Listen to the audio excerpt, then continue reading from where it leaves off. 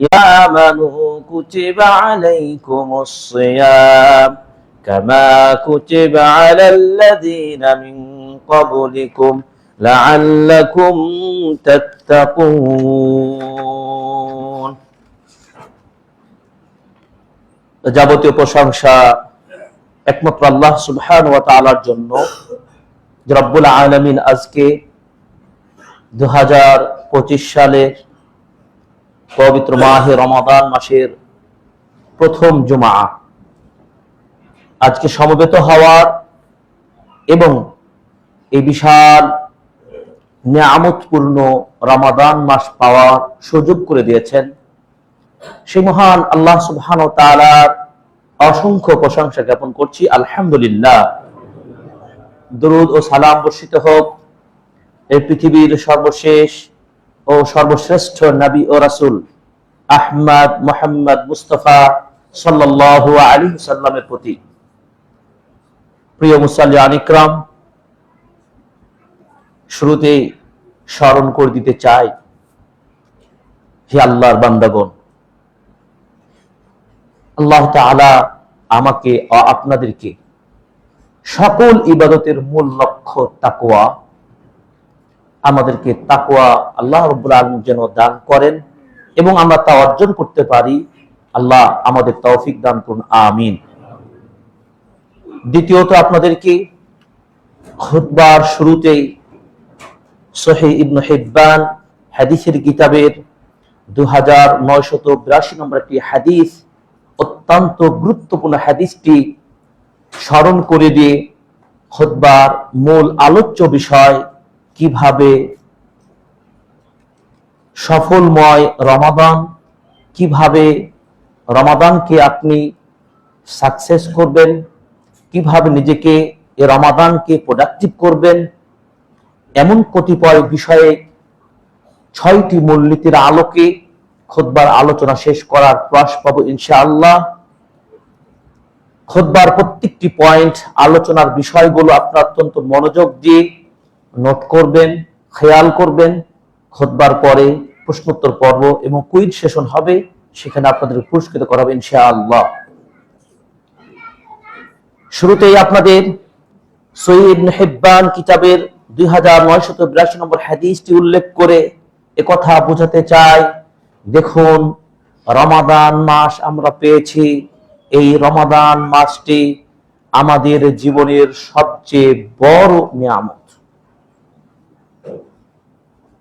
আমাদের জানা মতে অনেকের রমাদানের চাঁদ উঠার আগ মুহূর্তে অনেকের মৃত্যু হয়েছে, অনেকের 2 দিন আগে, 3 দিন আগে, 10 দিন আগে, 1 মাস আগে।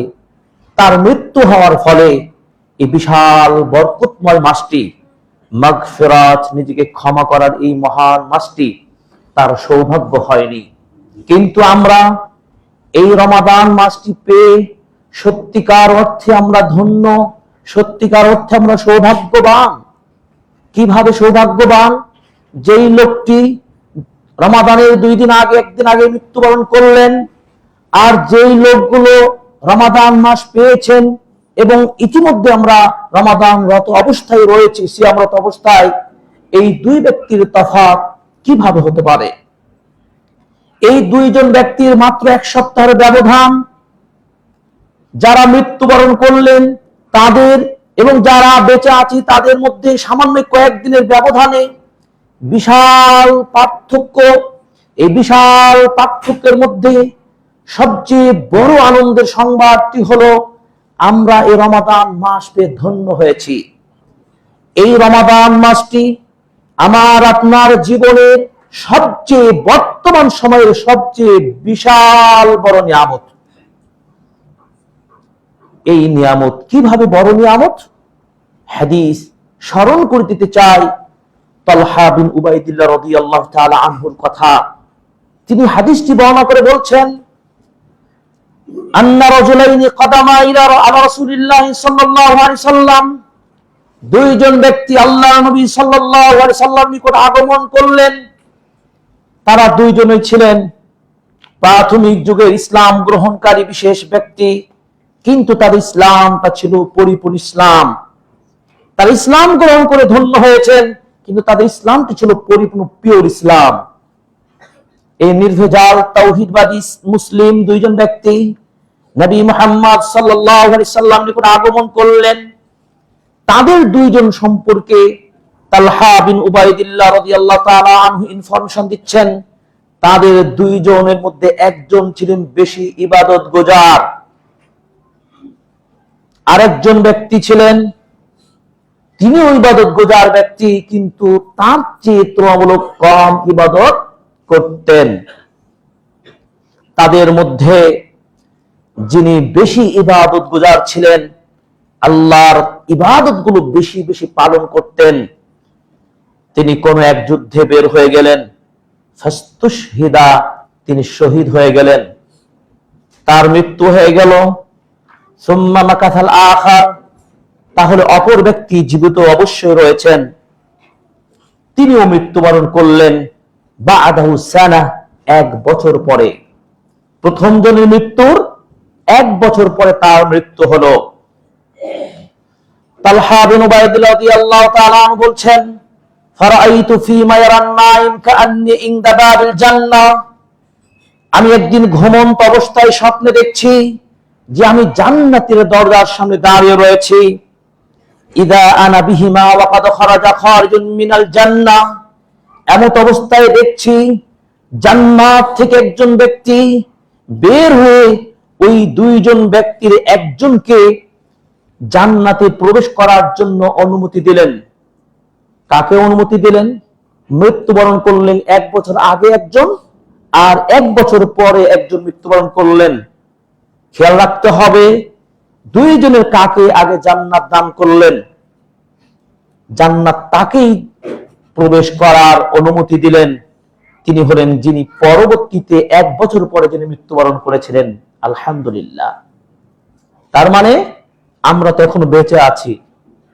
আরো পরিষ্কার হবে, তালহা বিন উবাইদুল্লাহ রাদিয়াল্লাহু তাআলা আনহু বলছেন, এরপরে যিনি শহীদ হয়ে আগে মারা গেছিলেন তাকে অনুমতি দেওয়া হলো পরবর্তীতে যে আপনি জান্নাতে প্রবেশ করুন। আর আমার ক্ষেত্রে জান্নাতে বের হয়ে আসা দায়িত্বশীল ফেরেশতা বললেন, ইরজি, তুমি ফিরে যাও, ফাইন্নাহু লাম ইয়ানি লাকা বাদ, আপনার জন্য এখনো সেই সময়টুকু হয়নি। তার মানে আপনি এখনো বেঁচে আছেন, আপনার এখন সুযোগ হয়নি জান্নাতে প্রবেশ করার। ফাসবাহা তালহা ইউহাদ্দিসু বিহি নাস, তিনি সকাল করলেন, ঘুম ভেঙে গেল, সকাল হলো। এই আশ্চর্যময় ঘটনাটি মানুষদের মধ্যে তিনি আলোচনা শুরু করে দিলেন। ইতিমধ্যে রাসূলুল্লাহ সাল্লাল্লাহু আলাইহি ওয়াসাল্লামের নিকট তালহা বিন উবাইদুল্লাহ রাদিয়াল্লাহু তাআলা আনহুর এই ঘটনাটি রাসূল সাল্লাল্লাহু আলাইহি ওয়াসাল্লামের নিকট পৌঁছে গেল। রাসূল সাল্লাল্লাহু আলাইহি ওয়াসাল্লাম বললেন, মিন আইয়ি যালিকা তা'জাবুন, তোমরা কোন বিষয়টি লক্ষ্য করছো, তোমরা আশ্চর্য হচ্ছ যে পরবর্তী এক বছর পরে মৃত্যুবরণ করা ব্যক্তি আগে জান্নাতে প্রবেশের অনুমতি পেলেন, আর যিনি বেশি ইবাদত গুজার ছিলেন, আল্লাহর রাস্তায় শহীদ হলেন, তবু তিনি প্রথমে জান্নাত যাওয়ার অনুমতি পেলেন না। কি আশ্চর্য বিষয় নয়? যিনি ইবাদত গুজার বেশি, ইবাদত বান্দাকে যিনি বেশি করেন, তিনি তো বেশি আল্লাহর প্রিয় বান্দা হওয়ার কথা, সেই অপরচুনিটি তিনি পাওয়ার কথা। এভাবে সাহাবীগণ রাসূল সাল্লাল্লাহু আলাইহি সাল্লামকে একই প্রশ্ন করলেন। আমরা আশ্চর্য হওয়ার কারণ তো এটাই যে বেশি ইবাদত গুজার ব্যক্তি তো আগে জান্নাত যাবে, এটাই তো হওয়ার কথা ছিল নবীজি। কিন্তু ব্যতিক্রম ঘটনা ঘটলো, এর ব্যাপারটি, রহস্যটা কি? রাসূল সাল্লাল্লাহু আলাইহি সাল্লাম বললেন, আলাইসা ক্বাদ মাকাসা হাদা বা'দা সানা, এই তোমরা কি লক্ষ্য করনি যেই লোকটি আগে জান্নাতে যাওয়ার অনুমতি পেল, সেই লোকটি কি ওই প্রথম ব্যক্তির চেয়ে তিনি এক বছর পূর্ণ সময় জীবন পাননি? তার মানে এক্সট্রা একটা বছর তিনি পেয়েছেন। পেয়েছেন কি পাননি? পেয়েছেন। এরপরে বললেন, সাহাবীগণ বললেন, হ্যাঁ ইয়া রাসূলুল্লাহ, সত্য কথা, তিনি তো একটি বছর অতিরিক্ত পেয়ে গেছেন। এবার নবীজি বললেন, ওয়া আদরাকা রমাদান ফাসামাহু, সে কি এক বছর পাওয়ার ফলে রমাদান মাস কি পেয়েছিল? রমাদান মাসে সিয়াম রেখেছিল? সাহাবীগণ বললেন, কথা তো সত্য, সে এক বছর অতিরিক্ত পাওয়ার কারণে রমাদান মাসও তো সে পেয়েছিল এবং রমাদান মাসের সিয়াম তিনি পালন করেছেন। এবার রাসূলুল্লাহ সাল্লাল্লাহু আলাইহি ওয়াসাল্লাম তৃতীয় প্রশ্ন করলেন, ওয়াসাল্লা কাযা ওয়া কাযা সাজদাতান মিনাস সানা, সেই ব্যক্তি কি এক বছর অতিরিক্ত পাওয়ার কারণে সেই কি এই এই এত এত রাকাত সালাত ও সিজদা দেননি? তার মানে পুরো বছর তো ইবাদত গুজার তো করেছেনই, সালাত আদায় করেছেন, কত অসংখ্য সিজদা দিয়েছেন, অন্যান্য ইবাদত করেছেন, এটা কি সত্য নয়? সাহাবীগণ বললেন, ক্বালু বালা, অবশ্যই সত্য। এবার রাসূল সাল্লাল্লাহু আলাইহি সাল্লাম বললেন, হে আমার প্রিয় সাহাবাগণ, তোমরা এবার পরীক্ষা করো, এবার তোমরা হিসাব করে দেখো। ফালাম্মা বাইনাহুমা আবাদু মা বাইনাস সামাই ওয়াল আরদি, মাত্র এক বছরের ব্যবধানের কারণে প্রথমে শহীদ হয়ে মৃত্যুবরণকারী ব্যক্তি আর এক বছর পরে মৃত্যুবরণকারী ব্যক্তির মাঝে আমলের তফাৎ, আসমান জমিনের যত তফাৎ দেখতে পাচ্ছ এর চেয়েও বেশি ব্যবধান রয়েছে। সুবহানাল্লাহ। এবার আপনাকে আমার প্রশ্ন, প্রিয় হাজিরিন, 2025 সালের 1446 হিজরি রমাদান মাস পেয়ে ধন্য হয়েছেন না হননি? আলহামদুলিল্লাহ। হবে কি হবে না? আমরা কি খুশি হতে পেরেছি না পারি নাই? কিন্তু কথা হলো আমাদের সেই সাহাবীর বা ওই ব্যক্তির মতো কি আমরা এই নিয়ামতটাকে পেয়ে আমাদের প্রস্তুতি হবে কেমন? রমাদান পেয়েই শুধু কি গতানুগতিক রমাদান পালন হবে, নাকি রমাদানকে প্রোডাক্টিভ রমাদানে রূপান্তর করবেন? একটি কথা বারবার আপনাকে রিমাইন্ডার দিতে হবে, ওয়াহাদ্দিস নাফসাকা, আপনার হৃদয়ের মাঝে এই মেসেজটি বারবার অ্যালার্মিং হতে থাকবে। লাআল্লা রমাদান হাদাল আম ওয়া আখির রমাদান ফি হায়াতিক, এই মেসেজটি বারবার আপনার নাড়া দেবে। হতে পারে লাআল্লা রমাদান হাদাল আম, এই বছরের রমাদান হতে পারে আপনার জীবনের শেষ রমাদান। আগামীতে আর হয়তো রমাদান পাবেন কি পাবেন না এর কোনো নিশ্চয়তা নেই। যেমন ভাবে ওই ইবাদত গুজার ব্যক্তিটিও এক বছর সিয়াম পালন করেছেন, এক বছর পূর্ণ ইবাদত করেছেন, এক বছর অসংখ্য সালাত আদায় করেছেন, এরপরে মৃত্যুবরণ করেছেন, তার কেমন ঈমান ছিল, কেমন তার তওবা ছিল, কেমন তার ইবাদত ছিল, জিহাদ করে শহীদ হওয়া ইবাদত গুজার পাওয়ারফুল ব্যক্তির চেয়েও তিনি জান্নাতে আগে যেতে পারলেন, এমন কি আমাদের সুযোগ হতে পারে না? এই জন্য বারবার এই মেসেজটুকু আপনার অন্তরে বারবার নাড়া দিতে হবে। হতে পারে আমার এই বছর রমাদান শেষ রমাদান। এই মেসেজ যদি আমি বুঝতে পারি তাহলে রমাদানকে আপনি প্রোডাক্টিভ রমাদান করতে পারবেন। এই জন্য খুতবার আজকের মূল টপিকটি হলো কাইফা তাস্তাসমিরু শাহর রমাদান, কিভাবে রমাদানকে ফলপ্রসূ রমাদান করবে।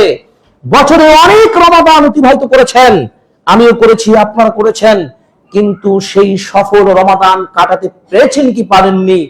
আপনি আর সুযোগ মিস করবেন না।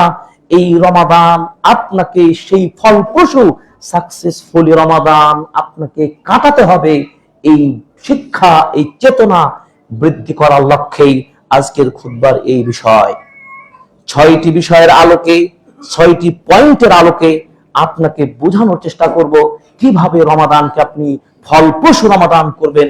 সেই পলিসিগুলো আপনাকে নোট ডাউন করতে হবে এবং আপনাকে সিদ্ধান্ত নিতে হবে এই রমাদানে আমি আল্লাহর প্রিয় বান্দা হয়ে মহান আল্লাহ সাক্ষাতে পেয়ে ধন্য হতে চাই।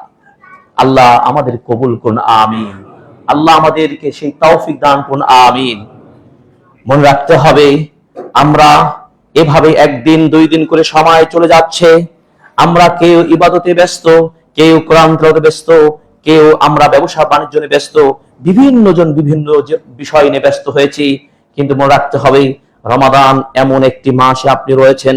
রাসূল সাল্লাল্লাহু আলাইহি সাল্লাম বলছেন, ইযা কানাত আউয়ালু লাইলাতিন মিন রমাদান, রমাদান মাসের প্রথম দিন রাত্রি যখন শুরু হয়ে যায়, আল্লাহ তাআলা রমাদানের এই সুন্দর বরকতময় মাসের মাহাত্ম্য মর্যাদার দিকে লক্ষ্য করে সায়েমদের কল্যাণের দিকে খেয়াল রেখে এই সুযোগটা বছরে 1 মাস দেওয়ার লক্ষ্য করেই মহান রব্বুল আলামিন রমাদান মাসকে স্পেশালি ভাবে, বিশেষ ভাবে প্রস্তুত তিনি করেছেন। কিভাবে? সুফিদাতিশ শায়াতিন, তিনি সকল শয়তানদেরকে আটকে রাখেন, ওয়া মারাদাতুল জিন, এবং শয়তান জিনগুলোকে আটকে রাখেন। 2 ওয়া গুল্লিকাতিন নার, জাহান্নামের দরজাগুলো তিনি বন্ধ করে দেন, একটিও দরজা আর খোলা থাকে না। 3 ওয়া ফুতিহাত আবওয়াবুল জান্নাহ, জান্নাতের দরজাগুলো তিনি খুলে দেন, একটিও দরজা লক থাকে না, প্রত্যেকটা দরজাই খুলে দেন এই রমাদানের বরকতে। 4 এই রমাদান মাসে আকাশ থেকে ঘোষণা দিতে থাকেন, ইয়া নাদি মুনাদিন ইয়া বাগিয়াল খায়র আকবিল, হে কল্যাণের কামী ব্যক্তি, হে কল্যাণের অগ্রগামী সৈনিক বান্দা, তুমি কল্যাণের কাজে এগিয়ে এসো, নেকির কাজে এগিয়ে এসো। এভাবে বলতে থাকে, ইয়া বাগিয়াশ শার আকসির, হে অকল্যাণের পথে পাপের কাজে এগিয়ে যাওয়া ব্যক্তি, নিজেকে আটকে রাখো, আর পাপ করা যাবে না, নিজেকে দমন করো। এবং 5 নম্বর হলো যে আল্লাহ রাসূল বলছেন, ওয়ালিল্লাহি উতাকাউ মিনান নার ওয়া যালিকা ফি কুল্লি লাইলাতিন, আল্লাহ রাব্বুল আলামিন রমাদান মাসে এই বিশাল সুযোগটা রেখেছেন, প্রতি রাতে আল্লাহ রাব্বুল আলামিন তার জাহান্নামী বান্দাদেরকে, বহু সংখ্যক বান্দাকে মুক্ত ঘোষণা করেন। সুবহানাল্লাহ। তাহলে আমি কি মিস করতে চাই? আমি কি বলতে পারি আগামীতে সুযোগটা নেব, এবছর আর হলো না, 6-7টি সিয়াম চলে গেল, 6 দিন সিয়াম চলে গেল, 5টি সিয়াম চলে গেছে, আমার প্রস্তুতি এবছর ভালো নাই, আগামী বছর ভালো প্রস্তুতি নেব, এই সুযোগ গ্যারান্টি কেউ দিতে পারবে? নো। এজন্য এই মুহূর্তে মহান রবের দরবারে দোয়া করছি, আল্লাহ আমাদের নারী, শিশু, যুবক, যুবতী, পুরুষ, নর নারী সকলকে আল্লাহ, মুসলিম মুমিনাদেরকে, মুমিনদেরকে আল্লাহ, এই পুরো রমাদান মাসকে, আমাদের সুযোগটাকে আল্লাহ তুমি পরিপূর্ণভাবে সম্পন্ন করার শক্তি, তৌফিক দান করুন, আমিন। এই জন্য আমাদেরকে মনে রাখতে হবে, এই রমাদান যেহেতু বিশাল অফার এর মাস, এই মাসটিকে প্রোডাক্টিভ করার জন্য আপনাকে বসে থাকা চলবে না, আপনাকে সফল হতে হলে আপনাকে কাজ করতে হবে। এই জন্য মুফাসসিরগণ বলছেন, ওই আয়াতের তাফসীর বলছেন, উলাইকা আলা হুদাম মির রাব্বিহিম ওয়া উলাইকা হুমুল মুফলিহুন, তারাই হেদায়েতের উপর রয়েছে, তারাই তাদের রবের পথে রয়েছে, আর তারাই তো সফল। কাদের কথা বলা হলো? সূরাতুল বাকারার প্রথম পৃষ্ঠাটা পড়ে দেখুন, তাদের কথাই বললেন, তারাই সফল, যারা কাজে বিশ্বাসী, আমলে বিশ্বাসী, আমল ও কাজ, এই কাজগুলো যারা পরিপূর্ণভাবে প্রপার ওয়ে আদায় করতে পারবে, তাদের ব্যাপারে কিন্তু সফলতার কথা বলেছেন। কোরআনের প্রতিটি আয়াতকে আপনি গবেষণা করে দেখুন, যেখানেই সফলতার কথা বলা হয়েছে সেখানেই কাজ করার কথা বলা হয়েছে। কাজ ছাড়া, হার্ড ওয়ার্কিং ছাড়া কখনো কোনো ব্যক্তি সফল ব্যবসায়ী হতে পারে নাই, সফল ছাত্র হতে পারে নাই, সফল সার্থক নেতা হতে পারে নাই। কাজ করতে হবে। তো রবের পথে পেয়ে মুক্তিপ্রাপ্ত বান্দা তারা, যাদের ব্যাপারে আল্লাহ বাকারা সূরার শুরুতে বললেন, আল্লাযীনা ইউমিনুনা বিল গায়ব ওয়া ইউকিমুনাস সালাত ওয়া ইউতুনাজ যাকাত ওয়া ইনফিকুনা ফি সাবিলিল্লাহ। এইভাবে তো আল্লাহ তাআলা বলেছেন, তাই না? যে ঈমান আনবে, তারা সালাত প্রতিষ্ঠা করবে, আল্লাহর রিজিক থেকে খরচ করবে, আল্লাহর কিতাবগুলো বিশ্বাস করবে, এই বিধানগুলো 5টি পয়েন্ট যদি তারা ফলো করতে পারে, তাহলে তো তারা সফল, এই কথা বলেছেন। অতএব সফল সাইম হতে হলে, সফল মুমিন বান্দা হতে চাইলে, ওই কাঙ্ক্ষিত জান্নাত পেতে হলে আপনাকে আমল করতেই হবে। আমল যদি আপনি না করেন, অলসভাবে কাটিয়ে দেন, রমাদান আপনি মিস করবেন। এই জন্য আল্লাহ রাব্বুল আলামিন বলেছেন, ওয়াল আসর, সময়ের কসম করে বলেছেন, ইন্নাল ইনসানা লাফি খুসরিন, পৃথিবীর সকল মানুষ ক্ষতিগ্রস্ত, তবে ক্ষতিগ্রস্ত হবে না 3 শ্রেণীর মানুষ। 3 শ্রেণীর মানুষ ক্ষতিগ্রস্ত হবে না।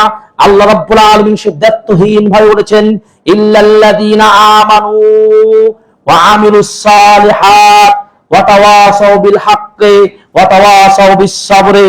তিনি বললেন, যারা ঈমান এনে আমল করবে, ঈমানদার, কিন্তু ঈমানদার শুধু মুখে ঈমানদার নয়, কথা ও কাজে, কর্মে বাস্তবে রূপদানকারী ঈমানদার। যদি ওই ঈমানদার ব্যক্তি আমলে সালেহ করে। 2 ওয়া তাওয়াসাউ বিল হাক্কি, হক সত্যকে অনুসন্ধান করে, সত্য পালন করে, সত্যের পথে মানুষকে হকের পথে দাওয়াত দিয়ে থাকে।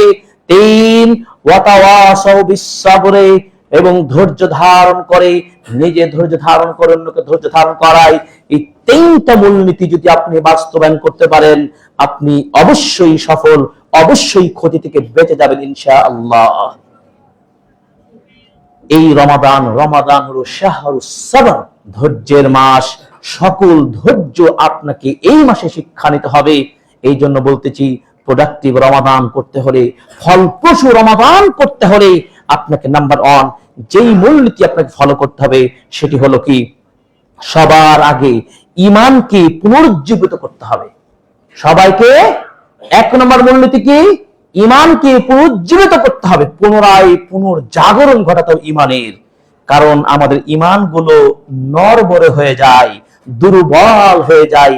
যেমন আমাদের নতুন কাপড়গুলো আস্তে আস্তে কি হয়ে যায়, দুর্বল হয়ে যায়, নরম হয়ে যায়, এক পর্যায়ে সেটা নষ্ট হয়ে যায়। তেমনই ভাবে মুসলিমদের ঈমানও দুর্বল হয়ে যেতে পারে। এই কথা দায়িত্বহীন ভাবে সিলসিলা সহিহার 1585 নম্বর হাদিসে রাসূল সাল্লাল্লাহু আলাইহি ওয়াসাল্লাম বললেন, ইন্নাল ঈমানা লা ইয়াখলাকু ফি জাওফি আহাদিকুম কামা ইয়াখলাকু সাওবুল খালিক। যেমন হে মানুষেরা জেনে রাখো, তোমাদের ঈমানগুলো তোমাদের দেহের মাঝে সেভাবে দুর্বল হয়ে যায় যেভাবে তোমাদের কাপড়গুলো জীর্ণ শীর্ণ হয়ে দুর্বল হয়ে যায়। ফাসআলুল্লাহ আইয়াজ্জিদাল ঈমানা ফি কুলুবিকুম। অতএব হে পৃথিবীর মানুষ, তোমরা আল্লাহর নিকট দোয়া করো, মহারব যেন তোমাদের অন্তরে ঈমানকে পুনর্জাগরণ ঘটিয়ে দেন। আল্লাহ আমাদেরকে সেই ঈমান দান করুন, আমিন। এইভাবে আমাদেরকে রমাদান কিন্তু সেই পুনর্জাগরণ করার, সেই শ্রেষ্ঠ সফল হওয়ার শ্রেষ্ঠ মৌসুম, সেই সময়টুকু আমরা পেয়েছি। এই গুরুত্বপূর্ণ সময়টুকু বুঝার জন্য ওই হাদিসটির কথা মনে রাখতে হবে, যেই হাদিসটির কথা আমরা খুতবার সূচনাতে বলেছি। এই সুযোগটাকে কাজে লাগানোর জন্য আপনাকে 2টা মূলনীতি কাজে লাগাতে হবে, খেয়াল রাখতে হবে। প্রতিটি কথা কিন্তু আপনাকে পয়েন্ট ভিত্তিক বুঝতে হবে। এই রমাদানকে সার্থক করার জন্য, ঈমানকে পুনর্জাগরণ করার জন্য 2টা আপনাকে বিষয় ফলো করতে হবে। 1, আপনি আল্লাহর সাহায্য চাইবেন। কি চাইবেন? আল্লাহর সাহায্য। 2, আপনি সর্বদা আপনি ঈমানের কাজগুলো করা শুরু করে দিবেন। আপনি যদি শুধু দোয়া করেন, আল্লাহ আমাকে ঈমান বাড়িয়ে দাও, আমাকে ক্ষমা করো, আমাকে তাকওয়া দাও, ঘুমিয়ে থেকো, বসে থাকো, বাজারে থেকো, রাস্তায় থেকে এই কথা বলো, আর কোনো কাজ করবে না, কোশ্চিন কালে ঘরে বসে থেকে রিজিক পাওয়া যাবে না, মসজিদের কর্নারে বসে থেকে আপনি তাহাজ্জুদ পড়লেন, ইবাদত করবেন, আপনি কোরআন তেলাওয়াত করলেন, সব করলেন, কিন্তু আপনি রিজিকের জন্য আপনি যদি কাজে না যান, আপনার কর্মক্ষেত্রে যদি না যান, ঘরে মসজিদের কর্নারে বসে খাবার পাওয়া যাবে না। পেতে পারেন হয়তো 1 দিন, 2 দিন, 4 দিন, 10 দিন মেহমানদারি হতে পারে, কিন্তু পরবর্তীতে আপনাকে কেউ মেহমানি করবে না, কেউ আপনাকে খেতেও দিবে না। এত দুনিয়া পাগল নয়, এত দুনিয়ার সিস্টেমটা আল্লাহ এত সহজভাবে সাজিয়েছেন, আপনি ভুল বুঝেন কেন? আল্লাহ তাআলা বলছেন কি, ফাইদা কুদিয়াতিস সালাত ফান্তাশিরু ফিল আরদ। সালাত যখন ডাক দেওয়া হবে, চলে এসো, আল্লাহর ইবাদত পালন করে মসজিদ থেকে বের হয়ে তুমি তোমার কর্মক্ষেত্রে ছড়িয়ে যাও। আবার যখন ডাক দেওয়া হবে, আবার ছুটে এসো। এটি হলো ইসলামের নীতি, এটাই চমৎকার নীতি। জীবিকা উপার্জন আপনাকে হালাল উপায় করতে হবে। এই উদাহরণগুলো বোঝাতে চাচ্ছি, আপনি ঈমানকে পুনর্জাগরণ করার জন্য শুধু আল্লাহর সাহায্য চেয়ে বসে থাকলে হবে না। লা ইয়াতি ইল্লা বিমাউতিন মিনাল্লাহ। আল্লাহর সাহায্য ছাড়া আপনি সুযোগ পাবেন না। তো ইরাদাতু মিনকা, তোমার ইচ্ছা, সংকল্প, শক্তিকে ইনভেস্ট ছাড়া। তার মানে 2টা আপনার লাগবে। এই 2টি যদি আপনি করতে পারেন, তাহলে আল্লাহ আপনাকে পথ সহজ করে দিবেন। কিভাবে সহজ করবেন? একটি হাদিস আপনাকে স্মরণ করে দিতে চাই, সহিহ বুখারীর হাদিসটি আপনাকে বলতে চাই, যে 7405 নম্বর হাদিস। রাসূল সাল্লাল্লাহু আলাইহি ওয়াসাল্লাম বলেছেন, আল্লাহ রাব্বুল আলামিন বলেন হাদিসে কুদসি, ইলা তাকাররাবাল আবদু ইলাইয়া শিবরান। কোন বান্দা যদি আমার দিকে, আমি আল্লাহ আমার দিকে যদি 1 বিঘত এগিয়ে আসে, আমি মহান আল্লাহ ওই বান্দার দিকে তাকাররাবতু ইলাইহি দিরাআন, আমি 1 হাত এগিয়ে যাই। আমার বান্দা যদি ওয়াইদা তাকাররাবা মিন্নি দিরাআন, আমার বান্দা যদি আমার দিকে 1 গজে এগিয়ে আসে, আমি আল্লাহ তার দিকে 2 গজ এগিয়ে আসি, 2 হাত 2 বাহু আমি তার দিকে এগিয়ে আসি। এরপরে আল্লাহ রাসূল বলছেন, আল্লাহর বাণী, ওয়াইদা আতানি মাশিয়ান, আমার বান্দা যদি আমার নিকট হেঁটে হেঁটে আসে, আমি আল্লাহ আতাইতুহু হারওয়ালাতান, আমি আল্লাহ দৌড় দিয়ে তার নিকট যাই। বলুন সুবহানাল্লাহ। তাহলে কি করতে হবে? স্টার্ট নাও, এই বাটনে ক্লিক করতে হবে, স্টার্ট নাও। আমরা ইন্টারনেটে সব সফটওয়্যার অ্যাপস গুলো দেখতে পাই। আপনি যদি এই অফারটা পেতে চান, এখনই বাটনে ক্লিক করুন, আপনি অফার পেয়ে যাবেন। কি আমরা তো একটা পাগলও বুঝি, দুনিয়ার একটু সামান্য কিছু বেনিফিট পাওয়ার জন্য স্টার্ট নাও ক্লিক করতে মুহূর্তের মধ্যে আর বিলম্ব করি না। কারণ আপনি জানেন স্টার্ট নাও করলে আপনি হয়তো বা $500 পেয়ে যাবেন, অথবা 500 রিয়াল, অথবা 500 টাকা, অথবা 5 টাকা পাওয়ার জন্য স্টার্ট নাও করতে বিলম্ব করি না। অতএব পুনর্জীবিত করতে হবে, পুনরায় পুনর্গঠিত করতে হবে আমাদের ঈমানকে। ঈমান কি করতে হবে? আগে রমাদানকে প্রোডাক্টিভ করতে হবে, পুনর্জাগরণ ঘটাতে হবে, ঈমানি পুনর্জাগরণ। এটি যদি করতে পারেন, মহান রব আপনাকে সুযোগ করে দিবেন। দলিল সূরা গাফিরের 60 নম্বর আয়াতে আল্লাহ পাক বলছেন, উদউনি আস্তাজিব লাকুম, হে পৃথিবীর আমার বান্দাগণ, তোমরা আমাকে ডাকো, আমি তোমাদের ডাকে সাড়া দেব। এইভাবে আল্লাহ পাক সূরাতুল বাকারার 152 নম্বর আয়াতে বলছেন, ফাযকুরুনি আযকুরকুম, তোমরা আমাকে স্মরণ করো, আমি তোমাকে স্মরণ করব। এই কথা বলতে গিয়ে দায়িত্বহীন এই বিশিষ্ট তাবী বলছেন, একদিন তিনি তার সাথীদেরকে বলছেন, আমি আমার রবকে জানি কখন আমাকে স্মরণ করে, আমি জানি আমার রব আমাকে কখন স্মরণ করেন। এই কথা বিশিষ্ট তাবী যখন তার সঙ্গীদেরকে বলছিলেন, সঙ্গীরা আশ্চর্য হচ্ছিলেন, ব্যাপারটা কি, এই কোন মহা ইবাদত গুজার আসলো যে মহান রব কখন তাকে যেন স্মরণ করে সেটা নাকি সে জানে। আশ্চর্য। তাকে প্রশ্ন করা হলো, ব্যাপারটা কি বলুন। তখন তিনি বললেন যে আল্লাহ রাব্বুল আলামিন বলেন, ফাযকুরুনি আযকুরুকুম, আমার রবকে যখন আমি জিকির করি, যখন আমার রবের তাসবিহ তাহলিল পাঠ করি, যখন আমার রবকে স্মরণ করি, আমার রব তখনই আমাকে স্মরণ করেন। সুবহানাল্লাহ। এর চেয়ে কি নিতে পারেন?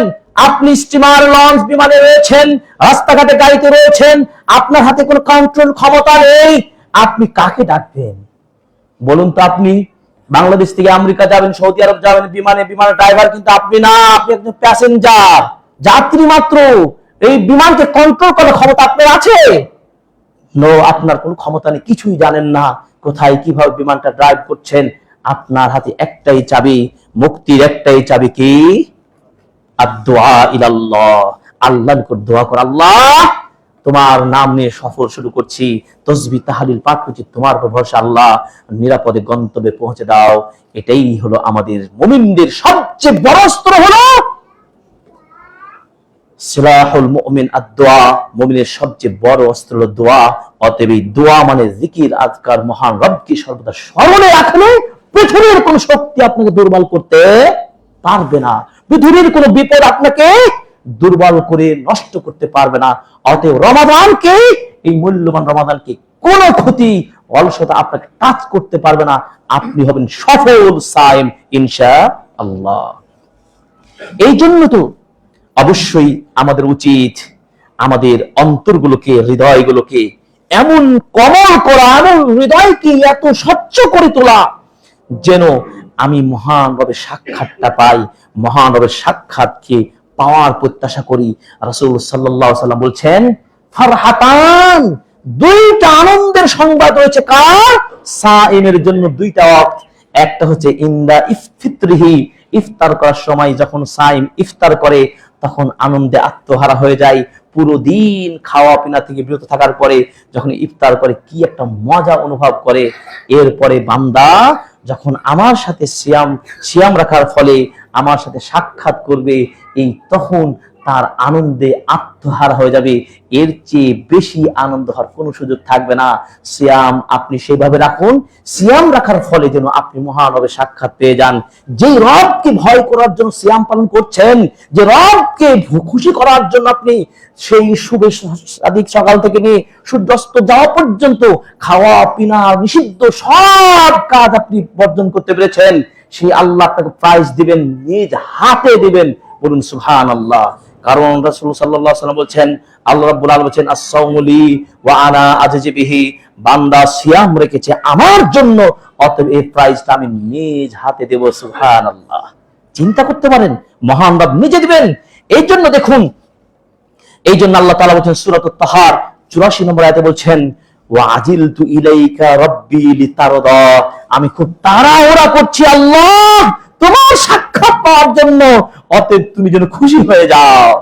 এই তাড়াহুড়া মানে কি? No late, no late, start now বলিনি একটু আগে? কোন সংশয় চলবে না, মুহূর্তে এখনই তওবা আপনাকে করতে হবে, এখনই আপনাকে শুরু করতে হবে, খুব তাড়াহুড়া করতে হবে কিভাবে আমার রবের সাক্ষাৎ পেতে পারি। কি আল্লাহ সাক্ষাৎ পেতে চাই না?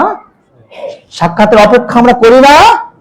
আমরা কার জন্য সিয়াম রাখছি, কার জন্য সালাত আদায় করছি? আমার রবের সাক্ষাৎ পাওয়ার জন্য, আমার রবকে সন্তুষ্টি করার জন্য। ওয়াকানা মিন দুআইন নবী সাল্লাল্লাহু আলাইহি সাল্লাম, আমার প্রিয় নবী মুহাম্মদ রাসূলুল্লাহ সাল্লাল্লাহু আলাইহি সাল্লাম এই জন্য তিনি সালাতে এইভাবে দোয়া করতেন, ওয়া আসআলুকা লাযযাতান নাযরি ইলা ওয়াজহিকা ওয়াশ শাওকা ইলা লিকাইকা, আল্লাহ তোমার মুখমণ্ডল চেহারাকে দেখার অধীর আগ্রহে আমি আগ্রহ, এই আগ্রহে এত আগ্রহী আল্লাহ, আমি সেই প্রত্যাশা করছি, আল্লাহ চাচ্ছি, আল্লাহ আমার শখ আশাউক ইলা লিকাইকা, তোমার সাক্ষাতের যে শখ, আগ্রহ, যে আসক্তি, যে দাবি, যে চাহিদা, যে ভক্তি, যে ভালোবাসা, যে লালসা, যে স্বপ্ন, যে ধ্যান, একমাত্র আল্লাহ তোমার সাক্ষাৎ পাওয়া। সুবহানাল্লাহ। কে করতেন এই দোয়া? নবীজি মুহাম্মদ সাল্লাল্লাহু আলাইহি ওয়াসাল্লাম। ওয়াকাল ইবনুল কাইয়্যিম রাহিমাহুল্লাহ, ইবনুল কাইয়্যিম বিশিষ্ট ইমাম, 751 হিজরিতে মৃত্যুবরণ করেছেন। তিনি বলেছেন এই দোয়া থেকে প্রমাণিত হয় আল্লাহর কি চেহারা আছে, আকীদার মাসআলা। নবীজি আল্লাহর চেহারা সাক্ষাতের দোয়া কামনা করতেন। ইমাম ইবনুল কাইয়্যিম রাহিমাহুল্লাহ বলছেন এখান থেকে ইসবাতুল লাযযাতিন নাযরি ইলা ওয়াজহিল কারীম, মহান সম্মানিত আল্লাহর মর্যাদাপূর্ণ চেহারাকে দেখার প্রত্যাশা, এখান থেকে প্রমাণ হয় আল্লাহ সেটি রয়েছে।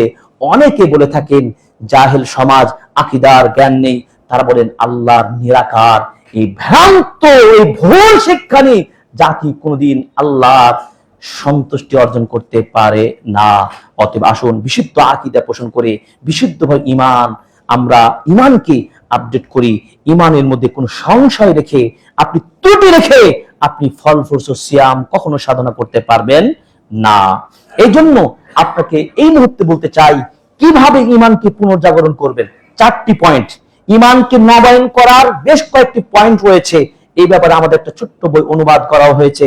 সৌদি আরবের মদিনা ইসলাম বিশ্ববিদ্যালয়ে যখন পড়তাম তৎকালীন সময়ে প্রফেসর ডক্টর আব্দুর রাজ্জাক আল বদর হাফিজাহুল্লাহ মসজিদে নববীর 10 নম্বর গেটে হাজারো মানুষকে তিনি দাস দিয়ে থাকেন, তার একটি ছোট্ট বই আমি অনুবাদ করেছি, ইমান নবায়ন। এই বিষয়ে সেটা বিস্তারিত পড়ে নেবেন। কিন্তু আপনাকে এই মুহূর্তে বলতে চাই পুনর্জাগরণ করার জন্য, ইমানকে আপডেট করার জন্য 4টি পয়েন্ট আপনার জন্য আপাতত আপনাদেরকে বলতে চাই।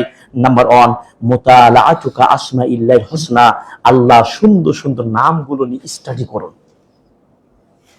এই জায়গায় ব্যর্থতা আমাদের, পড়াশোনা করতে চাই না। আপনাকে হয়তো লেকচার দিয়ে কিছু ধারণা দিতে পারি, কিন্তু আপনার পেট পূর্ণ করতে আমরা পারবো না। আপনি আজকে থেকেই বাজারে বই সংগ্রহ করুন, বিশুদ্ধ সই বই, কিন্তু আবার বিশুদ্ধ বই সংগ্রহ করে আল্লাহর নামগুলো স্টাডি করুন। কেন রাজ্জাক? রাজ্জাক কে? মান হুয়া রাজ্জাক? বুঝেন নাই? মান হুয়াল খালিক, মান হুয়ার রহমান আর রহিম। যখন আপনি এই অনুভূতি আপনার জাগ্রত হবেন, চিন্তা করবেন সত্যি তো আল্লাহ রহমান, তিনি যদি দয়া না করতেন আমার প্রতি, আমি কি ঢাকায় এসে খুতবা দিতে পারতাম? আমি তো অসুস্থ হয়ে যেতে পারতাম, হয়তো আমি রোড অ্যাক্সিডেন্ট করতাম, হয়তো আমি রমাদান আগে মৃত্যুবরণ করতাম। কিন্তু আল্লাহ আমার প্রতি অবশ্যই দয়া করেছেন, বিদায়িত রমাদানের প্রথম জুমাটা অন্তত পক্ষে পেয়েছেন। কি পেয়ে ধন্য হয়নি? এইভাবে যখন চিন্তা করবেন, আপনি চিন্তা তাই তো সত্যি আমার রব তিনি রহমান, তিনি রহিম, তিনি গফফার, তিনি ক্ষমাকারী। কুল্লু বানি আদম খাত্তা ওয়া খায়রুল খাত্তাইনা তাওয়াবুন, প্রত্যেক বানি আদম ভুল করবে, গুনাহ করবে, তবে গুনাহকারী, পাপকারী, ভুলকারী যদি ক্ষমা চাইতে পারে আল্লাহ তওবা কবুল করবেন, তিনি মহা খুশি হন। অতএব আসুন নিজের ভুলের জন্য মহান রবের কাছে অনুতপ্ত হই। আল্লাহ আমাদেরকে ক্ষমা করুন, আল্লাহ আমাদের ত্রুটিগুলো ক্ষমা করুন, আমিন। এরপরে 1 নম্বর আল্লাহর আসমা সিফাত নিয়ে স্টাডি করুন, সাথে সাথে আপনি আল্লাহর কালাম নিয়ে আপনি স্টাডি করুন। আল্লাহর কালাম কি? কোরআন। কোরআন কি স্টাডি করার সবচেয়ে অপরচুনিটি হচ্ছে রমাদান মাস। আপনি জানেন কোরআন কি? কোরআন হুয়া কিতাবুল্লাহ, আল্লাহর কিতাব। এই কিতাব নাজিল করেছেন কার মাধ্যমে? জিবরিল আমিন। জিবরিল আমিনে কিতাব নাজিল করার কারণে জিবরিল আমিনের মর্যাদা রয়েছে। এই কিতাব যার উপর নাজিল হয়েছে নবী মুহাম্মদ সাল্লাল্লাহু আলাইহি সাল্লামের প্রতি, তাই নবী মুহাম্মদের সম্মান রয়েছে। এই কিতাব যে উম্মাহর উপর এসেছে সে উম্মাহর মর্যাদা রয়েছে। এই কিতাব যে মাসে নাজিল হয়েছে সেই মাসটির মর্যাদা আল্লাহ বাড়িয়ে দিয়েছেন। এই কিতাব যে রাতে নাজিল করেছেন সে রাতের মর্যাদা রয়েছেন। যদি এই কিতাব আপনি নিজে পড়েন, স্টাডি করেন, বলেন আপনার মর্যাদা বাড়বে কি বাড়বে না? এই জন্য আল্লাহ তাআলা বলেছেন শাহরু রমাদান আল্লাযী উনজিলা ফীহিল কুরআন হুদাল লিন-নাস ওয়া বায়্যিনাতিন মিনাল হুদা ওয়াল ফুরকান। রমাদান মাসে আল্লাহ কোরআন নাযিল করেছেন, তাই রমাদানের এত বরকত এই শুধু কোরআনের কারণে। এই মাসে আল্লাহ একটা রাত দিয়েছেন, যে রাতে কোরআন অবতীর্ণ করেছেন সেটি হচ্ছে লাইলাতুল কদরি খায়রুম মিন আলফি শাহর, হাজার মাসের চেয়ে উত্তম। চিন্তা করতে পারেন এই কোরআনের সাথে কতটুকু সময় দিয়েছি। এই জন্য আমাদের একটা অনলাইন ক্লাস রয়েছে। আমরা বলি কোরআনের মাসে কোরআনের সাথে আপনারা যাদের সময় আছে অন্তত পক্ষে পাগলের মতো সময়গুলো নষ্ট না করে দিয়ে আপনি কোরআন স্টাডি করুন, কোরআন কিনে ভাবুন। পুরো কোরআনকে সংক্ষিপ্ত ভাবে সামারিটা আমরা তুলে ধরার চেষ্টা করছি। সূরাতুল বাকারার মৌলিক বিষয় কি, এই সূরাতুল বাকারার মূল সাবজেক্ট গুলো কি, কোন কোন বিষয়গুলো আলোচিত হয়েছে, সূরাতুল বাকারার কোন কোন আয়াতগুলো বেশি গুরুত্বপূর্ণ, যে হাইলাইটেড বিষয়গুলো তাফসীর কি হতে পারে, সূরাতুল বাকারার কোন কোন আয়াতে কোন বিষয়ে আলোচনা হয়েছে, এইভাবে সামারি আলোচনা করে আমরা প্রথম রমজান থেকে শুরু করেছি। আমার দুঃখ লাগে, খুবই কষ্ট লাগে আমাদের মুসলিম উম্মাকে হাতে মুখে খাবার তুলে দিলেও খেতে চাই না। কিয়ামত মনে রাখুন, বললেই আপনার কিয়ামত। একটু মনে রাখুন, আপনাকে শুধু স্মরণ করে দিতে চাচ্ছি, সুযোগগুলো কাজে লাগান। আমাদের ঈমান আসলেই পচে গেছে, আসলেই দুর্বল হয়ে গেছে। মুখে খাবার দিলেও আপনি খাবার খেতে পারেন না। কিছুক্ষণ আগে আমি সোশ্যাল মিডিয়া দেখছিলাম, দুঃখ লাগে, প্রোডাক্টিভ এবং আপনার ওই স্পিকারদেরকে আপনারা বলছেন আলেম, যাদের ন্যূনতম কোনো জ্ঞান নেই, ইসলামিক স্টাডি নেই, কোরআনিক স্টাডি নেই, ভালো মানের পড়াশোনা নেই, আকীদার জ্ঞান নেই, শরিয়ার বিষয়ে অগাধ পড়াশোনা নেই, তারা মোটিভেশনাল কিছু কথা বলতে পারে, আপনারা তাদেরকে বলছেন ভালো স্পিকার। তাদেরকে ইউনিভার্সিটি গুলোতে বিভিন্ন প্রোগ্রামে তাদেরকে ইনভাইট করে তাদের লেকচার শোনার জন্য পাগল হয়ে তাকিয়েছেন। কিন্তু একজন বিজ্ঞ আলেমের দিকে আপনি তার কাছে কত সুযোগ ছিল আপনি নিতে পারেননি, আপনি ব্যর্থ। আসলে আপনি বোকা, আসলে আপনি চালাক হতে পারেন নাই। বোঝাতে পেরেছি? অতএব ঈমানকে পুনর্জীবন করা নাম্বার 1, আল্লাহর আসমা ও সিফাত গুলো স্টাডি করুন, সাথে সাথে কোরআনকে স্টাডি করুন।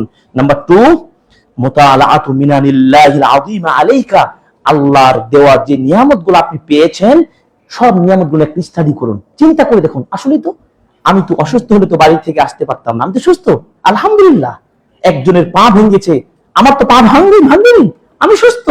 একজন মানুষের 2 পা নেই, কিন্তু আমার একটা পা তো আছে। আপনি সুস্থ, ভালো তাকাতে পারেন, ভালো খেতে পারেন, আপনি সুন্দরভাবে কথা বলতে পারেন, আপনার বাড়ি আছে, গাড়ি আছে, আপনার কত কি নিয়ামতে ভরপুর। একটু ভাবুন তো, আপনি তুলনা করে দেখুন তো, যে লোকটা পঙ্গু হয়ে মেডিকেলে পড়ে রয়েছে, যে লোকটা থাকার খাওয়ার জায়গা না, রাস্তায় শুয়ে আছে, একটা খাবারের জন্য পুরো দিন পাগলের মতো ছটফট করছে।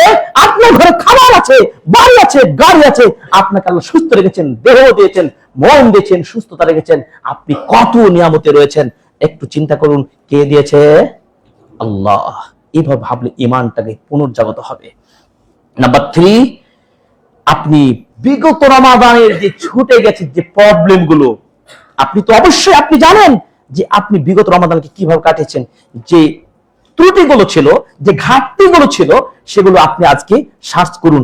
আমি গত রমাদানে আমার একটু গ্যাপ ছিল, গত রমাদানে আমি কোরআন এক খতম দিতে পারিনি, আমি গত রমাদানে আমি পুরো তারাবিও পড়তে পারিনি, গত রমাদানে আমি কোরআনের দার্সে বুঝতে পারিনি, গত রমাদানে ইসলামিক 2-4টা বইও পড়তে পারিনি, গত রমাদানে আমি কিছু দান খায়রাত সেভাবেও করতে পারিনি। হয়তো কিছু করেছি, কাজের মতো কাজ চালিয়ে নিয়েছি, কিন্তু উপযুক্ত দান করতে পারিনি। এভাবে আপনি ত্রুটিগুলো বিগত রমাদানকে আপনি সার্চ করুন এবং সেটাকে আপনি সংশোধন করার জন্য আপনি এই বছরে অ্যাপ্লাই করুন। আপনার ঈমান বাড়বে না বাড়বে না? বাড়বে। নাম্বার 4, আপনি চিন্তা করুন, আমার সাথে আমার সঙ্গী ছিল আব্দুর রহমান, আব্দুর রহমান, খালেদ, অমুক আঙ্কেল, অমুক মুরব্বী, তাদেরকে দেখতাম মাশাআল্লাহ তাহাজ্জুদ পড়তেন। শুধু কতিপয় শুধু তারাবি পড়ে হবে না, মনে রাখবেন, কিন্তু শুধু মনে করবেন যে তারাবি পড়লাম খুব সুপার লেভেলে, খুব ভালো তারাবি পড়লাম 30 দিন, কিন্তু কিয়ামুল লাইল বলেন, জিকির আজকার বলেন, কোরআন তেলাওয়াত বলেন, আরো অন্যান্য কাজগুলো করেন না। সাবধান, শুধু তারাবি দিয়ে হবে না, কিন্তু মনে রাখেন অনেক কাজ ঘিরে রমাদান, শুধু তারাবি দিয়ে কিন্তু আমি তারাবিকে তুচ্ছ বলছি না। আমি যে যে কথা বলতে চাচ্ছি যে আপনি ফলো করুন, আপনার চেয়ে যেই চাচা, যেই আঙ্কেল, যেই ছেলেটি বেশি বেশি ইবাদত করে আপনার চেয়ে এগিয়ে ছিল গত রমাদানে, আপনি এবার স্থির করুন, প্রতিযোগিতায় লিপ্ত হন, আমি ওই চাচা, ওই আঙ্কেলের চেয়ে এবছরের সিয়ামকে বেশি ফলপ্রসূ করবো ইনশাআল্লাহ। প্রতিযোগিতায় আমি মেতে উঠবো। বুঝাতে পেরেছি? এই জন্য কোরআনের আয়াতটি আপনার নিকট পাঠ করেছি, যে সূরা আল ইমরান 133 নম্বর আয়াতটি, ওয়াসারিউ ইলা মাগফিরাতিম মির রাব্বিকুম ওয়া জান্নাহ। হে পৃথিবীর মানুষ, তোমরা সবাই তোমাদের রবের ক্ষমার দিকে এগিয়ে আসো, প্রতিযোগিতা করো এবং জান্নাতের প্রতিযোগিতা করো। এই প্রতিযোগিতা করতে হলে আপনাকে অবশ্যই গতিশীল হতে হবে। গতিশীলতা হবে কি হবে না? পাওয়ার যদি আপনি কম রাখেন তাহলে চলবেন না। আপনার যে রাস্তার রোডে গাড়ি চালানোর জন্য বিদেশে আমরা দেখেছি নির্দিষ্ট রোডে নির্দিষ্ট গতির উপর গাড়ি চালাতে হবে, তাই না? সেই গতিতে যদি আপনি গাড়ি না চালান, আপনি তো ক্ষতিগ্রস্ত হবেন এবং প্রশাসনিক আইনে আপনি কি অপরাধী। এই অপরাধকে এড়ানোর জন্য আপনি ঠিক নিয়ম ফলো করে গাড়ি চালাচ্ছেন, কিন্তু নিজেকে আল্লাহর নিকট প্রস্তুত করার জন্য এই ক্ষেত্রে আপনি কেন নিয়ম ভঙ্গ করে চলবেন? একটু নিজেকে আত্মীয় প্রশ্ন করুন। তাহলে ইমানকে পুনর্জাগরণের 4টি পয়েন্ট বললাম। এই জন্য সূরাতুল মুতাফফিফিনের 26 নম্বর আয়াতে আল্লাহ বলছেন, ওয়া ফি যালিকা ফালইয়াতানাফাসিল মুতানাফিসুন। আর তারা তো প্রতিযোগিতাকারীরা প্রতিযোগিতা করবেই, এটাই তাদের উচিত। 2 নম্বর কায়দা, মূলনীতি হলো প্রোডাক্টিভ রমাদান করার জন্য, ফলপ্রসূ সিয়াম রাখার জন্য 2 নম্বর যে মূলনীতি করবেন সেটি হলো মৌসুমী ইবাদত ও সে সময়ের অফার গুলো সম্পর্কে আপনাকে আগে জেনে নিতে হবে।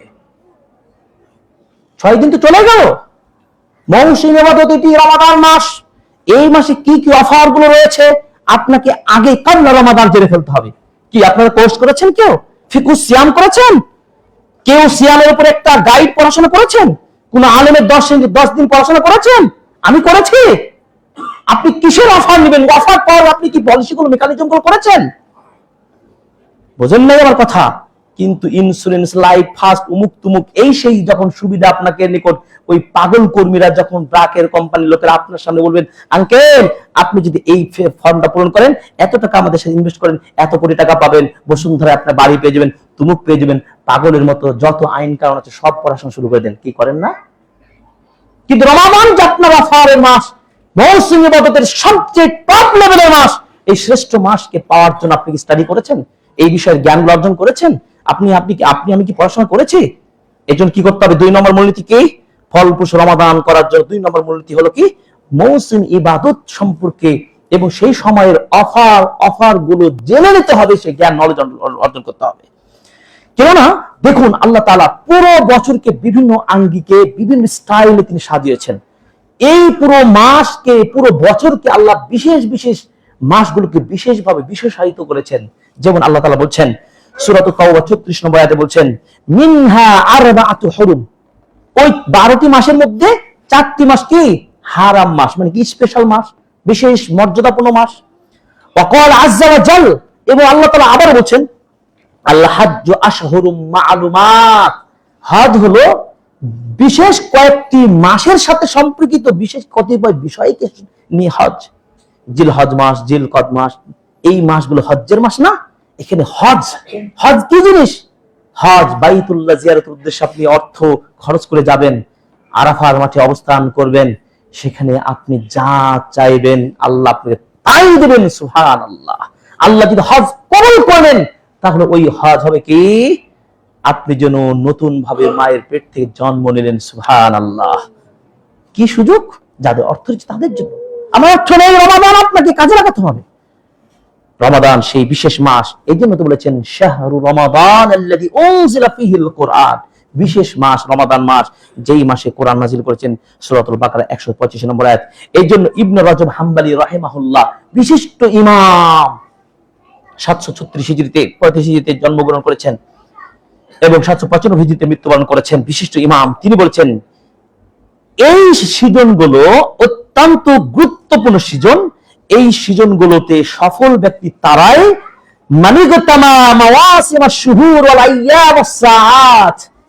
প্রকৃতপক্ষে সফল, সার্থক, সৌভাগ্যবান ওই ব্যক্তিটি যে ব্যক্তি এই ফজিলতপূর্ণ সিজনালি এই মহা ইবাদতের সময়গুলোকে, মাসগুলোকে, দিনগুলোকে যথাযথভাবে গনিমত হিসাবে গ্রহণ করতে পেরেছে।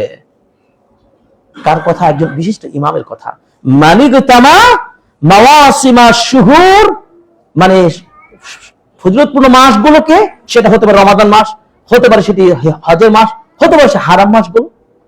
এরপরে আপনার আইয়াম, কিছু বিশেষ দিন রয়েছে, যেমন জুমার দিন। জুমার দিন বিশেষ অপরচুনিটি একটি মাস, দিন, সাপ্তাহিক দিন। জুমার দিন খুব গুরুত্বপূর্ণ দিন। এবার হতে পারে আপনার সাআত, গুরুত্বপূর্ণ সময়। গুরুত্বপূর্ণ সময় জুমার দিনে আসর থেকে মাগরিব দোয়া কবুল হয়, খুতবা চলাকালীন দোয়া কবুল হয়, আজান ইকামতের সময় দোয়া কবুল হয়, আজানের সময় দোয়া কবুল হয়, শেষ রাতে তাহাজ্জুদের সময়ে ফজরের আগে দোয়া কবুল হয় এবং সালাত, ফরজ সালাতের পরে দোয়া কবুল হয়। এই 6টি টাইমে দোয়া কবুলের বিশেষ সময়। এই সময়ক্ষণগুলোকে আপনাকে আমাকে গনিমত হিসাবে কাজে লাগাতে হবে। সেই গনিমতের পুরো 1 মাস আপনি পেয়েছেন রমাদানকে।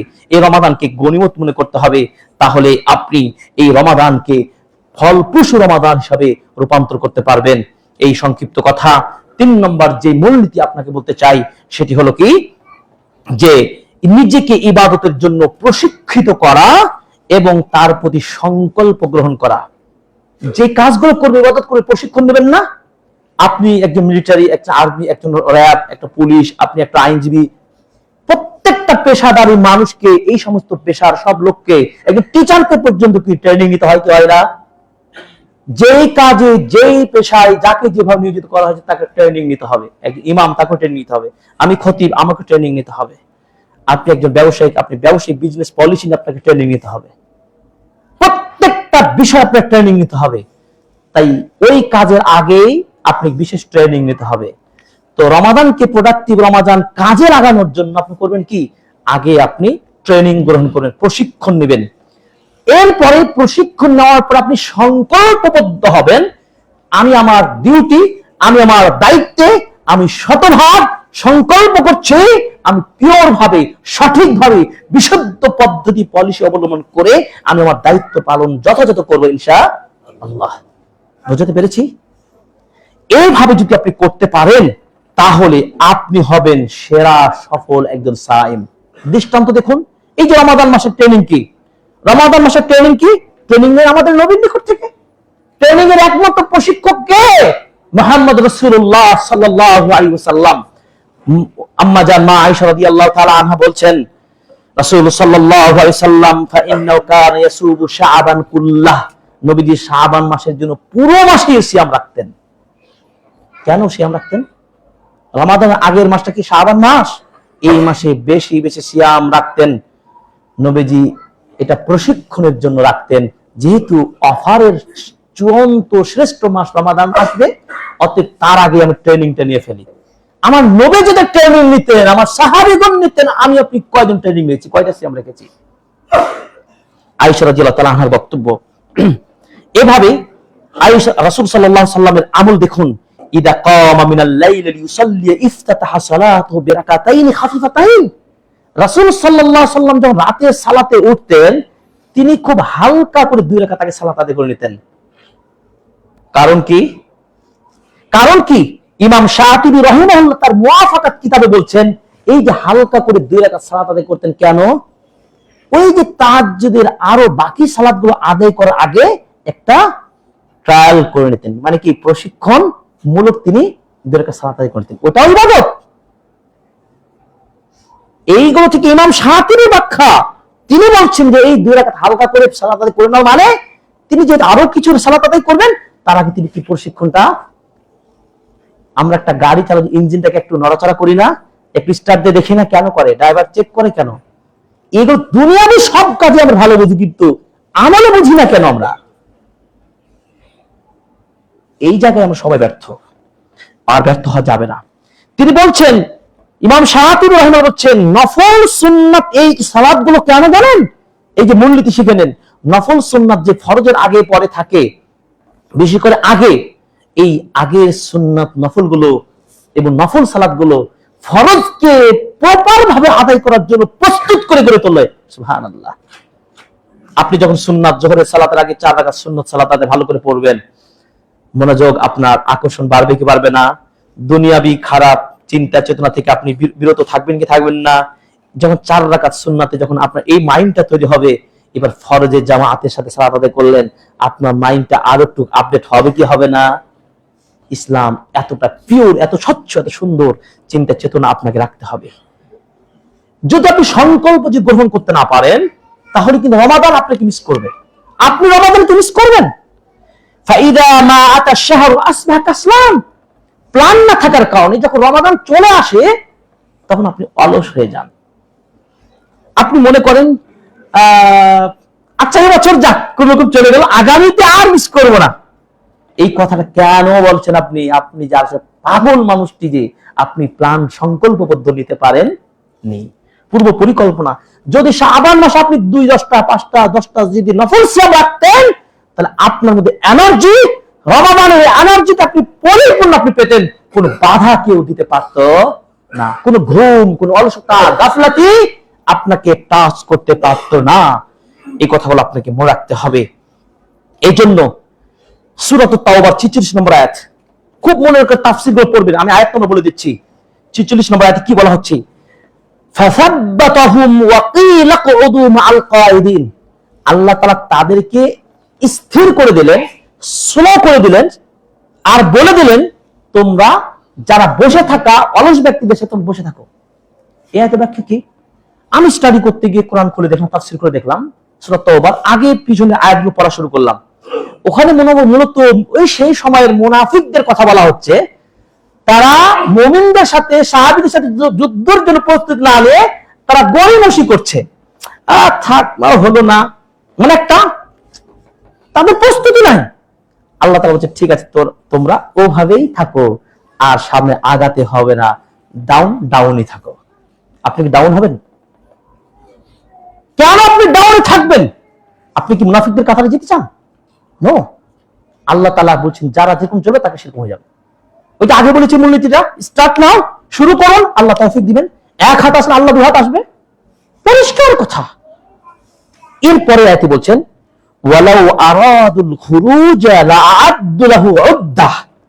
46 নম্বর সূরা তাওবা। তারা যদি সত্যিকারের যুদ্ধে যাওয়ার নিয়ত করত, তাহলে অবশ্যই যুদ্ধের তারা ট্রেনিং এ প্রশিক্ষণ নিত। তাদের গাফলাতি তাদেরকে টাচ করতে পারত না। তাদের সরঞ্জাম, যুদ্ধ অস্ত্র সবকিছু নিয়ে তারা রেডি হতো, কিন্তু কারণ তারা তো প্রস্তুতি নেয়নি। আপনি কি সেই কাতারে যেতে চান? আল্লাহু আকবার। হাসান বসরি ওমর ইবনে আব্দুল আজিজ রাহিমাহুল্লাহকে লক্ষ্য করে বলেছেন, ওয়ালাম, জেনে রাখুন, আন্না আফদালাল আমাল, সবচেয়ে দামি আমল কি জানো? মা উকরিহাতিন নুফুস আলাইহি, যেই কাজটা করতে গিয়ে নাফসটা কষ্ট পাবে, চোখের নিচে কালো হবে, চেহারাগুলো যেন একটু নড়সড় হয়ে যাবে, শরীর যেন একটু দুর্বল হবে, ওই আমলটাই আল্লাহর নিকট বেশি প্রিয়। কষ্ট করে রাত জেগে সালাত আদায় করবেন, আপনি তাহাজ্জুদ পড়বেন, তারাবি পড়বেন, সিয়াম রাখবেন, আবার কোরআন তিলাওয়াত করবেন, আবার আপনি ইসলামিক কোর্স করছেন, পুরো টাইমটা যেন মহাব্যস্ততা। এর ফলে আপনার চেহারাও যেমন একটু অবনতি হবে, এই দুর্বলতা যত কষ্ট অনুভব করবেন, তত আপনার আমলটা আল্লাহর নিকট তত সুপার লেভেলের আমল হবে ইনশাআল্লাহ। কে বলছেন এটা? হাসান বসরি রাহিমাহুল্লাহ ওমর ইবনে আব্দুল আজিজকে রাহিমাহুল্লাহকে টার্গেট করে কথা বলছেন। অতএব রাসূল সাল্লাল্লাহু আলাইহি ওয়াসাল্লাম এই কথাটাকে, মানে এই হাসান বসরি রাহিমাহুল্লাহর কথাটাকে প্রমাণ হিসাবে রাসূলের এই হাদিসটা আপনাকে রেফারেন্স দিতে চাই। রাসূল সাল্লাল্লাহু আলাইহি ওয়াসাল্লাম বলেছেন, হুজিবাতিল জান্নাতু বিল মাকারিহ, জান্নাতকে কষ্ট ক্লেশ দিয়ে সাজানো হয়েছে। ওয়াকালা নবী সাল্লাল্লাহু আলাইহি ওয়াসাল্লাম, হুফফাতিল জান্নাতু বিল মাকারিহ, জান্নাত এত সহজ নয়। জান্নাতকে পাওয়ার জন্য আপনাকে কিছু এই কষ্ট, কাঠিন্য, এই দুর্বলতা, কষ্ট ত্যাগ স্বীকার করেই জান্নাতকে পেতে হবে। এত সহজে নয় এক গ্লাস পানির মতো খাবেন আর আপনি পার হয়ে যাবেন, এত সহজ নয়। আব্দুল্লাহ বিন রাওয়াহা রাদিয়াল্লাহু তাআলা আনহুর কথা বলতে গিয়ে সময় চলে যাবে। তিনি কোরআন পড়তে পড়তে হঠাৎ করে কান্না শুরু করলেন। পাশে বসে থাকা স্ত্রী বললেন, ব্যাপারটা কি, আপনি কান্না করেন কেন? তখন তিনি বলছেন, আব্দুল্লাহ বিন রাওয়াহা রাদিয়াল্লাহু তাআলা জান্নাতের সার্টিফিকেট পাওয়া 60 সাহাবীদের অন্যতম একজন সাহাবী। তিনি বলছেন কোরআন পড়তে কান্না শুরু করলেন। আহারে, কান্না কেন? তিনি বলছেন, তুমি জানো, তার স্ত্রী বলছে, তুমি জানো আমি কোরআন যে আয়াতটা পাঠ করছি, এই আয়াতে বলছে আল্লাহ তাআলা যাদেরকে সুযোগ দিবেন তাদেরই শুধুমাত্র মুত্তাকি লোকেরা ওই সিরাত পার হতে পারবে। আমি কি মুত্তাকি হতে পেরেছি? আমার কি ভয় হয়? এই জন্য কান্না শুরু করে দিলেন। আমি কি মুক্তি পাবো? ফুলসিরাত বুঝেন, চুলের চেয়েও চিকন, ঢাল অস্ত্রের চেয়েও চিকন, এমন চিকন রাস্তা দিয়ে আপনাকে পার হতে হবে। আমি কি আব্দুল্লাহ পার হতে পারবো? একজন বিশিষ্ট সাহাবী, আশারে মুবাশশারা সাহাবী, তিনি কোন আয়াত পড়তে কান্না করছেন। আমার আপনার কান্না গেল কোথায়? আমার জান্নাতের কথা কই চিন্তা করি, জাহান্নামের ভয় কয়বার করি, কবরের আযাবের কথা কয়বার ভয় করি। অতএব আসুন, আর বসে থাকা যাবে না। আপনাকে প্রোডাক্টিভ রমাদান করতে হলে এই রমাদানকে সুযোগটা কাজে লাগাতে হবে। যদি আপনি এইভাবে করতে পারেন তাহলে আপনি হতে পারেন ওই মরে যাওয়া মানুষগুলোর চাইতে আপনি আগে জান্নাত যেতে পারবেন ইনশাআল্লাহ। 4 নম্বর মূলনীতি খুব সংক্ষিপ্ত বলছি।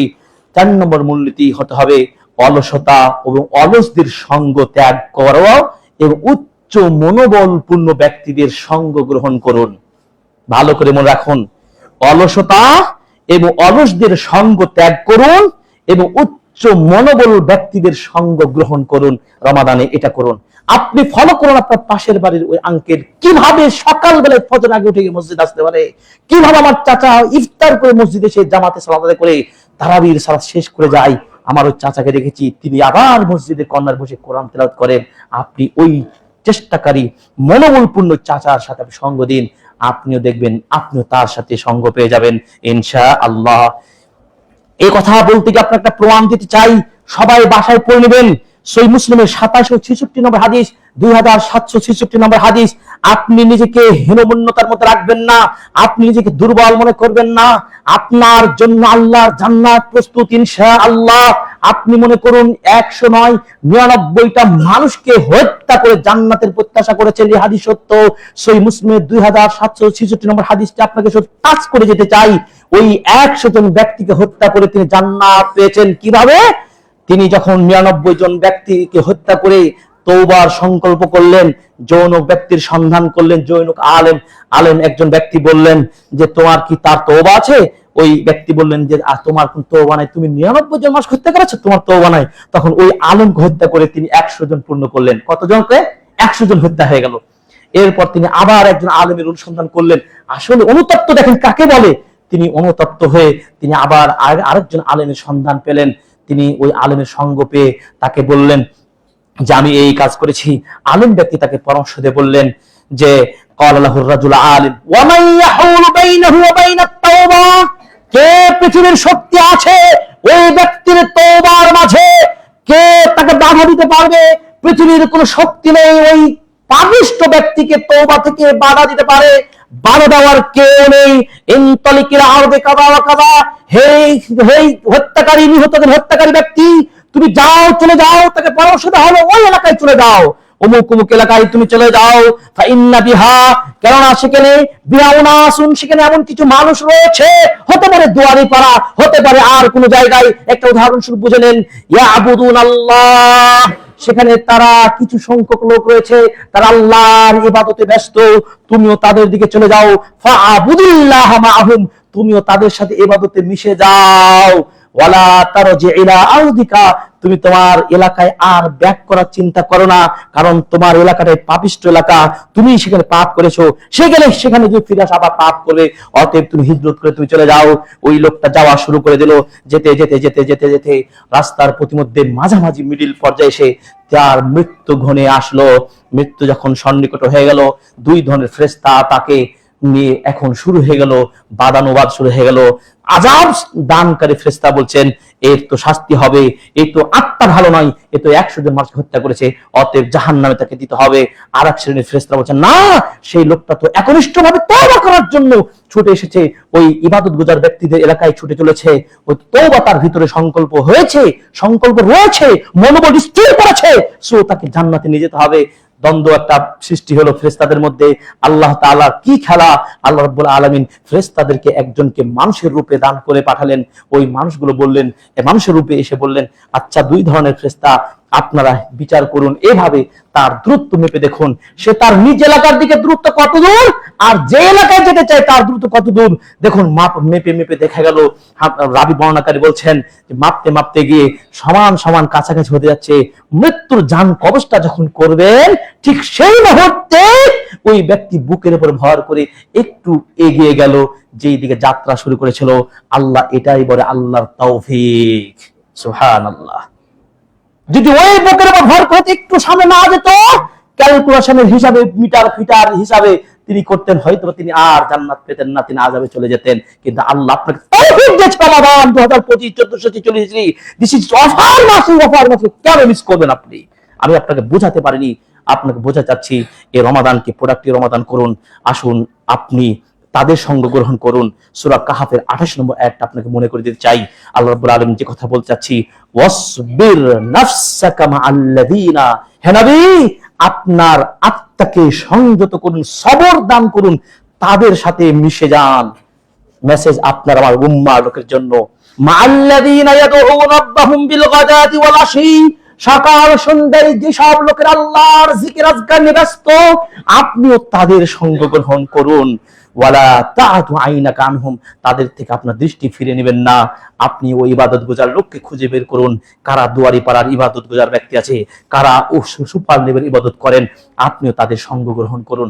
আল্লাহর নবী কাল্লে কথা বলছেন, অতএব সঙ্গবদ্ধ হতে হবে, অলস ব্যক্তিদিকে ত্যাগ করুন। আমি শেষ করে দিচ্ছি। আমাদের নবীজি সাল্লাল্লাহু আলাইহি সাল্লাম এত বেশি ইবাদত করতেন, রাতে ইবাদত করতে গিয়ে আয়েশা রাদিয়াল্লাহু তাআলা আনহা বলছেন তার 2 পা গুলো ফুলে যেত। এক পর্যায়ে রাসূলুল্লাহ সাল্লাল্লাহু আলাইহি ওয়াসাল্লাম বললেন, ইয়া রাসূলুল্লাহ লিমা তাসনাউ হাদা, আপনি এত বেশি ইবাদত করছেন, ব্যাপারটা কি? ওয়াকাদ গাফারাল্লাহু লাকা মা তাকাদ্দামা মিন যামবিকা ওয়া মা তাআখারা, আপনার পূর্বের পরে সব গুনাহ মাফ করে দেওয়া হয়েছে। এরপর রাতে পা ফুলে যাচ্ছে, তারপর আপনি ইবাদত গুজার করছেন, ইবাদত রয়েছেন।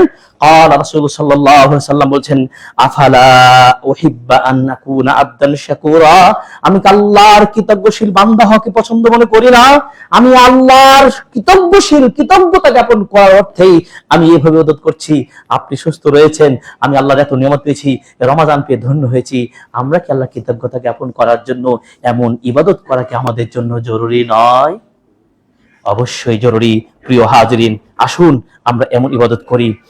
আবু হাজিম রাহিমাহুল্লাহ তিনি বলতেন, আল্লাহুম্মা, হে আল্লাহ, ইন্নাকা তা'লামু আন্না আনজু ইলা যায়েদ, হে আল্লাহ তুমি জানো আমি যায়েদের দিকে যখনই তাকাতাম, ভালো করে শুনেন, আবু হাজিম তিনি বলছেন, হে আল্লাহ তুমি ভালো করে জানো আমি যখনই যায়েদের চেহারার দিকে তাকাতাম, ওয়া আযকুরু বিন নাযরি ইলাইহিল কুওয়া, আর যখনই তার চেহারা দিকে তাকাতাম তখনই যেন আমার ইবাদতের একটা স্পৃহা জাগ্রত হতো। সুবহানাল্লাহ। তার মানে কি, যে কথা বারবার বলছিলাম, ওই চাচার দিকে লক্ষ্য করুন, ওই যুবকটাকে লক্ষ্য করুন যে লোকটা সুপার লেভেলে ইবাদত করে, তার ওই যুবক হন ওয়াশাবুন নাশা ফি ইবাদাতিল্লাহ, ওই যুবক এমন ইবাদত গুজার যুবক, যেই যুবক যৌবনকালে ইবাদত করতে পারে 7 শ্রেণীর বিশেষ ছায়া পাবে, তার যুবক আল্লাহর বিশেষ ছায়া পাবেন। সুবহানাল্লাহ। তার ব্যক্তিকে দেখে আপনি কি করলেন? আপনি স্পৃহা বাড়বে। আপনাকে 4 নম্বর মূলনীতি বলছিলাম। 5 নম্বর মূলনীতি কি? তোমার মানে আপনার সমস্ত দোষ গুনাহের যে তালিকাগুলো করতে হবে। আপনার জীবনে যে ভুলগুলো করেছেন প্রিভিয়াস মান্থ গুলোতে আপনি কি করছেন, যে অপরাধ করেছেন, অন্যায় করেছেন, আপনি খাতা লিস্ট করুন, এই অপরাধ ইত্যাদি ইত্যাদি রয়েছে। আপনি চিন্তা করেছেন কখনো রমাদান আগে আপনি নিজেকে পাপ মুক্ত করতে পারেন নাই, অতএব লিস্ট করে ফেলুন। অপর পৃষ্ঠে আপনি লিস্ট করে ফেলুন যে আপনি কোন কোন কাজগুলো আপনি করবেন, আমলগুলো করবেন, এই ভালো আমল একটা তালিকা করে ফেলুন। এই চিকিৎসা নিতে থাকুন। কারণ একটা হাদিস আপনাকে বলে দিতে চাই, সহিহ বুখারী হাদিস, ইন্নাল মুমিন ইয়ারা যুনুবাহু, একজন মুমিনের চিন্তা এমন হবে, একজন মুমিন তার পাপকে এত ভারী মনে করে, যেমন ভাবে তিনি যেন কান্নাহু কায়দুন তাহাতা জাবালিন, একটা পাহাড়ের নিচে বসে আছে। একজন মুমিন ভুল করলে, অন্যায় করলে, পাপ করলে তিনি মনে করেন তিনি একটা বিশাল পাহাড়ের নিচে বসে আছেন এবং তিনি ভয় পাচ্ছেন যে পাহাড়টা কখন যেন তার মাথার উপর পড়ে যায়। একজন মুমিনের কাছে পাপের জন্য এত অনুতপ্ত ভয়, তার পাপের লিস্ট করে ফেলুন। আপনার কি ভয় হয় না পাহাড় আপনার মাথায় রয়েছে, চাপা চাপা খেয়ে যাবেন? আর একজন পাপিষ্ট মানুষের নিকট পাপ কেমন মনে হয়? নাকের উপর একটা মাছি আসলে যেমন মাছিটা এসে চলে যায়, তার কাছে এত সহজ মনে হয় পাপ না পাপ কোনো ব্যাপার নাই, দুনিয়া খাও দাও মস্ত বড়, এভাবেই চলো। আল্লাহ তাদের থেকে হেফাজত করুন, আমিন। অতএব আসুন পাপগুলো লিস্ট করে আল্লাহকে ধরে ধরে দোয়া করুন। আল্লাহ, হতে পারে আমার জীবনে সেটা আখির রমাদান ফি হায়াতি, আমার জীবনের শেষ রমাদান হতে পারে। আল্লাহ, এই রমাদান আমি ক্ষমা চেয়ে নিচ্ছি, আল্লাহ তুমি ক্ষমা করো।